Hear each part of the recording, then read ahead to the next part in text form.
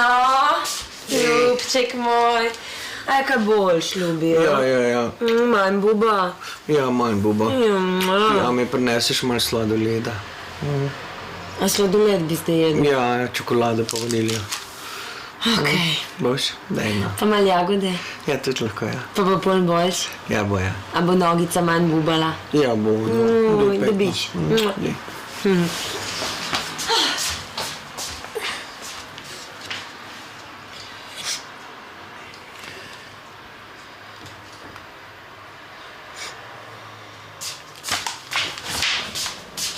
No, sladoledek za mojega pacijentka. Daj malo. Njam. A? Je dober. Si pa res pravi ljubi, a? Ja. Njam. Dobro? Še? Daj še malo, daj. Ja, imamo kako tortico doma? Na, tortice pa nimamo, ljubi. Čokoladno, je?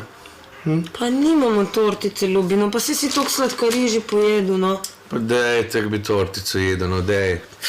Daj, no, pej v trgovino pa mi eno prines, no. Okej. Če bo pol res boljš, prav? Ja, bo.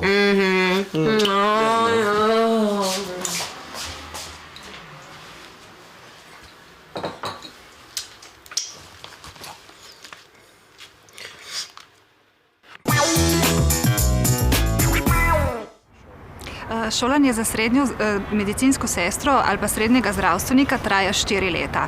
Prve 2 leti imajo več splošnih predmetov in strokovne predmete tiste, ki so teoretični ali pa tiste, ki se zvadijo v kabinetih. V 3. in 4. letniku grejo pa prvič na praktični pouk v bolnišnice. Moramo vedeti, da se odločajo za poklic zelo mladi, imajo 14-15 let. Takrat so seveda pričakovanja do poklica drugačna. Vidijo samo tisto, kar jim je všeč pri nekem poklicu. Ne vidijo pa detajlov iz poklica, ki niso tako zelo zabavni ali pa zanimivi. Tako da v 1. in 2. letniku vadijo v glavnem v kabinetih, na lutkah, na sošolcih. V 3. letniku pa pride tista, mi rečemo, streznitev. Stari so 17 let in pridejo prvič v stik z živim pacientom. Takrat marsikdo med njimi doživi krizo in takrat se tudi zgodi, da prenehajo šolanjem.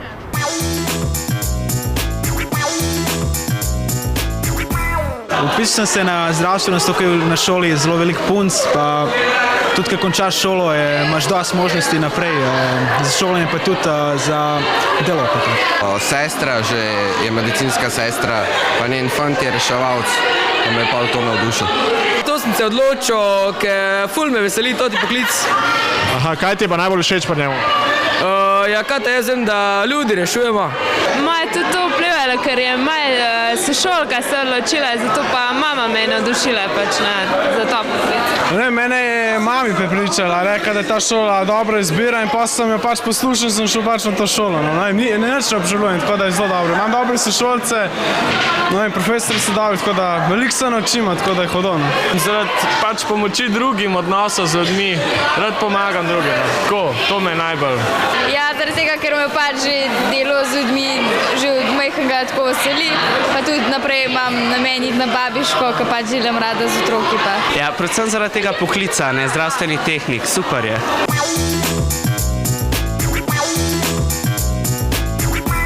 Zdravstveni tehnik je zdravstveni delavec, ki je usposobljen za vrsto strokovnih del v okviru zdravstvene nege zdravih in bolnih ljudi v vseh življenjskih obdobjih in okoljih. Delo je odgovorno in povezano z moralno-etičnimi načeli.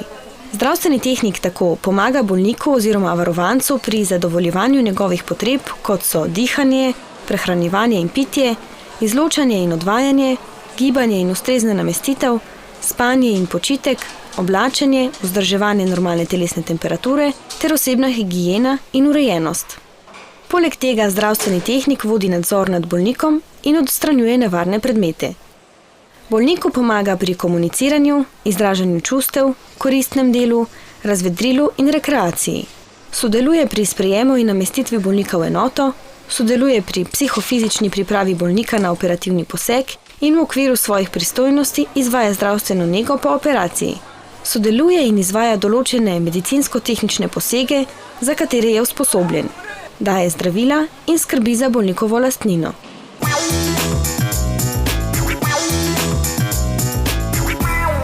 Kako pa je potekala vaša poklicna pot konkretno? Glede na vašo trenutno funkcijo, bi rekla, da je kar nekaj možnosti za napredovanje v tem poklicu. Sama sem po izobrazbi višja medicinska sestra, res ob delu še vedno študiram, ampak to je bil moj osnovni poklic, predtem sem končala gimnazijo. Ko sem se za to odločala, pač sem imela ravno te nagibe, o kateri sem govorila, pomagati drugim, biti v stiku z ljudmi v okolju bolnišnice.